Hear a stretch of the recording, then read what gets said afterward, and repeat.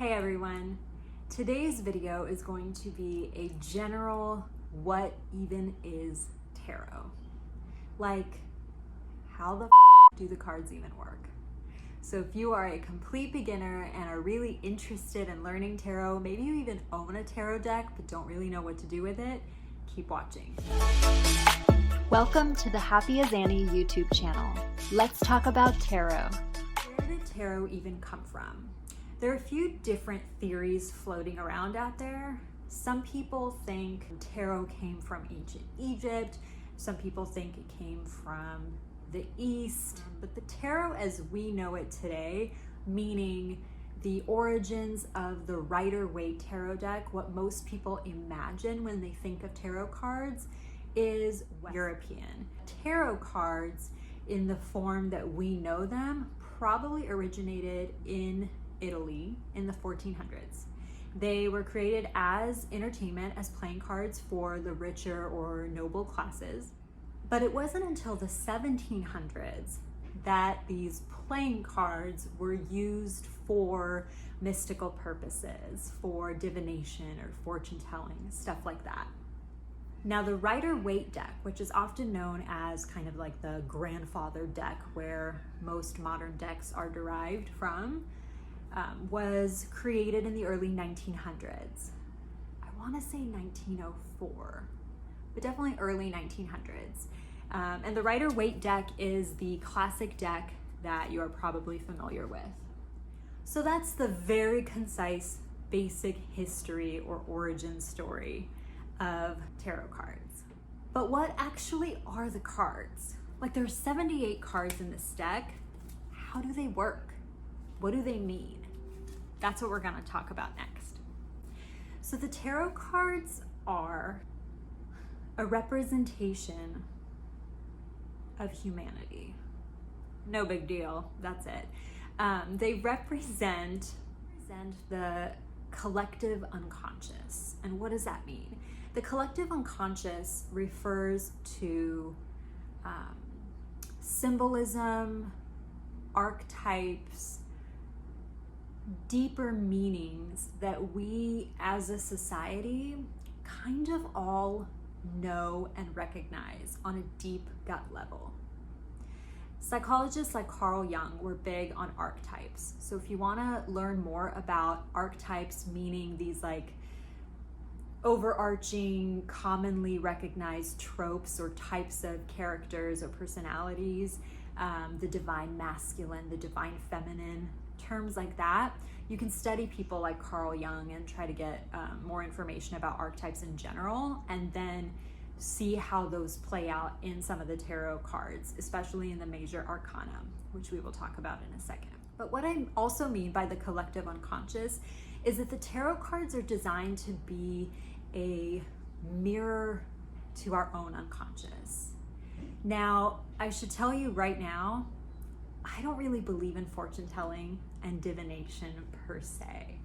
I don't think that like I can predict when you're gonna die or when you're gonna get married or whether you're pregnant or if it's a girl or a boy. I mean, these are common questions that some people ask tarot readers, and that's perfectly fine with me if people do believe that tarot can do that. There are people out there that believe they're psychic and they can tell the future. I don't claim to be that, and I don't really see tarot as something for that. That's just me. It's also a lot of other people. But what I see tarot as is more of a self-discovery and even a psychological tool. Like I said, tarot is a mirror into our unconscious. And any therapist or psychologist would tell you that there's a lot of stuff going on deep in our hearts and minds that we don't even necessarily know, right? There's repressed emotions. There's a lot of suppressed material that's still acting out in different ways in our lives, but we don't necessarily know how. And the tarot, especially when you read for yourself, is a window into all that. So how tarot works, in my opinion, is that it allows us to tap into our unconscious. And often our unconscious is our true, authentic self, as opposed to our ego-driven, socially conditioned outer selves that may not be serving our highest good. I liken reading tarot for myself to like journaling prompts almost. Like you see a card and it invites you to dive deeper. In that sense, tarot is super subjective, and in a lot of ways, it makes me think that the best tarot readings are when you do read for yourself.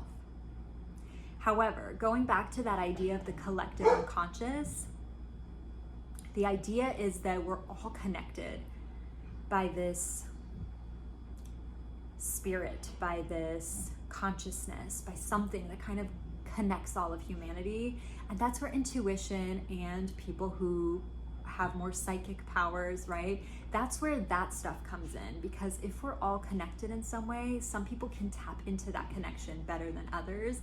And that's when certain tarot readers can read really well for other people, right? That's when there are certain people that can just intuit that something's wrong, or I like this person, or I stepped into a room and something happened here, right? So when people talk about having high intuitive powers and being able to get really insightful and almost creepy accurate answers from the tarot, it's because they are better at tapping into their intuition and connecting with the energies within themselves and the energies around them. I should also say that I think every human is intuitive. It's just that some of us are better or worse at tapping into our intuition. And in fact, modern society doesn't really reward us for thinking with our gut, for feeling things out, right? We are a very intellectual, analytical, ego-driven society. So this isn't a skill that most of us get to practice. And that's another reason why I love tarot, because it allowed me to do that. I used to be a lawyer, and now I'm an English professor. So I am super analytical, and I've been rewarded for that kind of intellectual thinking. I'm really good at it.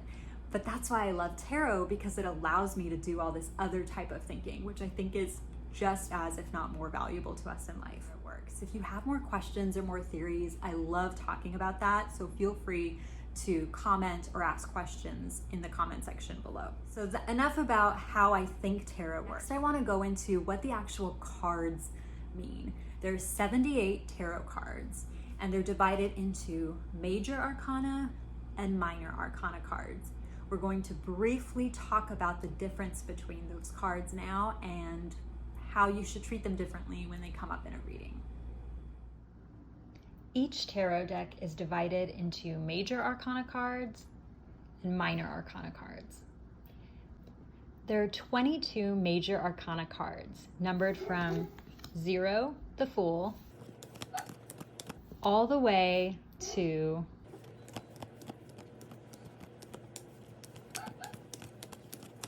the World. The major arcana cards represent the major life lessons that all of us learn. Most of the time, they represent major external conditions or energies that we all deal with at some point in life. Things like love, things like authenticity, things like death, transition, the need to be structured versus the need to be more passive and in flow, things like that. When a major arcana card shows up in a reading, it usually means there's some big theme, lesson, or energy that we're confronting in our life. Now the rest of the tarot deck, that means the remaining 56 cards, are made up of the minor arcana. Now the minor arcana are made up of 4 suits, just like a regular deck of playing cards. The suits are the Wands, Cups, Swords, and Pentacles. Each suit represents its own energy or arena of life, which we'll get into more in a future video. For now, it might be enough to know that the Wands deal with passion and taking action. The Cups deal with emotion and relationships. The Swords deal with thoughts and inspiration, communication sometimes. And the Pentacles deal with earthly things, things like money, finances, health, more tangible material things. So if you're one of those people who maybe has had a tarot deck for a while and is feeling a little overwhelmed and doesn't know where to start, hopefully this kind of overarching bird's eye view of the tarot deck at least makes it seem a little more approachable and manageable. So if you pull these two cards, now you know if this is a major arcana, it represents a major theme or lesson or big energy that's coming in. And over here we have a minor arcana card. So it represents maybe something more tangible. What can you do about it? What is causing this energy? What you need to do to get to this energy? Stuff like that. And now that you know that the Suit of Cups refers to emotions or relationships, you have a better idea of what this card could be talking about. So my point is, it's a lot more manageable than it might seem at first. And it's really fun to figure it all out and learn to put the pieces together. Thanks so much for watching this video. If you enjoyed it, please give it a thumbs up and make sure to subscribe to this new tarot channel so you'll be notified of all the great future content I have planned for you. Thanks again.